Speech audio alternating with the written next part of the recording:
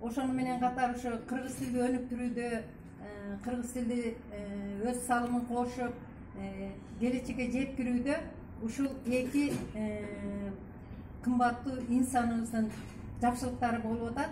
Бул да жакшы жөрөлгө.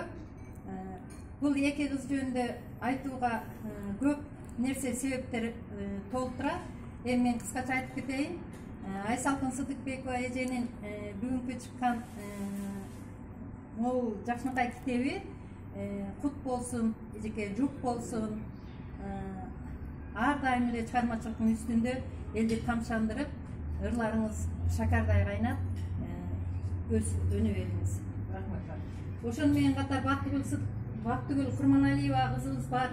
Бул кызыбыз менен да көптөн бери иштешип жүрөбүз. Макмал креатив дегендей эле каалаган маалда чакыра калат, каалаган маалда жакшы жолугушууларда өткөрөт.